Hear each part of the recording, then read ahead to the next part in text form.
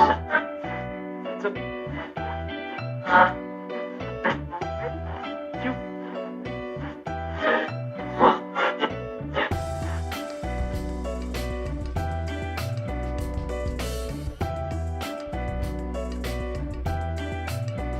I find is that, like, us black people, we have our arguments when we're having lunch. You know, we'll all go to the warehouse and we'll talk about how angry we are about this and this and that. But then when you come out and you say something, you find that you're on your own in the cold. Whereas if we all said it together, then it would be, and I know that you don't have a position of power as a leadership student. In numbers, you would have a position of power.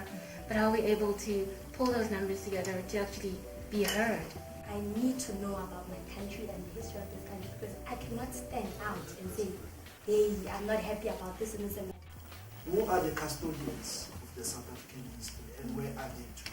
I just want to say from the start, the book that particularly influenced me, and you will be surprised when I tell you what it was Oswald and Charlie, Sounds of a Cowhide Drum. It's a collection of poems.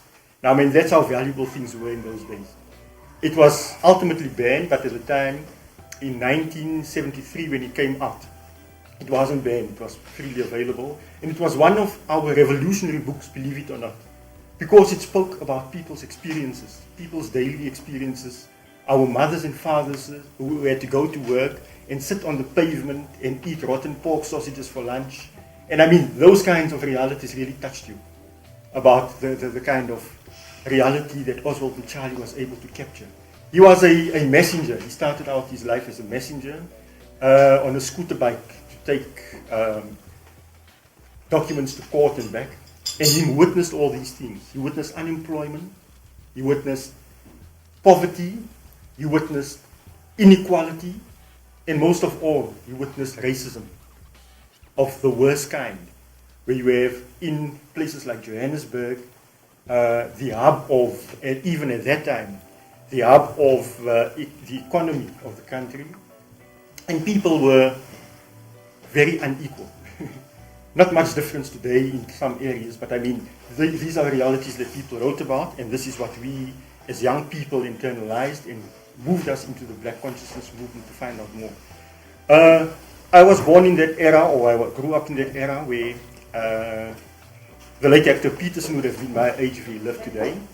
So that is an idea in terms of how young people like ourselves got into politics. Now here I am, an Afrikaans-speaking person, Afrikaans school, and Hector Peterson, Tsitsi Mashinini, and other student leaders are rebelling against Afrikaans, or being taught in Afrikaans.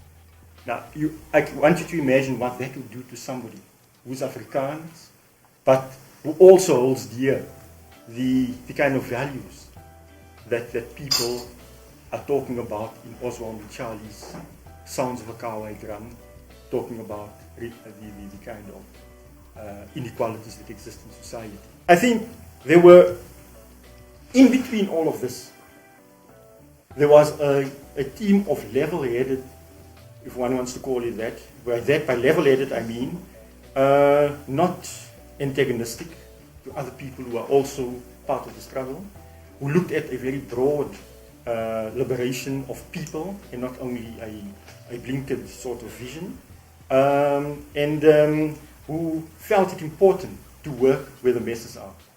In other words, there where people are, that's where we need to work. And we need to separate personal politics from what is actually happening on the ground. And I think for some people that became the end of their political careers, because they were either absorbed into mass movements or they were killed. This is exactly what happened. People, I mean, our liberation didn't come easy. There were fights amongst ourselves. People were killed. It was ugly. and some people who are in this room can perhaps attest to that. That some of those things were swept under the carpet. Some of it didn't even come out in the Truth and Reconciliation Commission. And there's lots of unanswered questions. I think I'm talking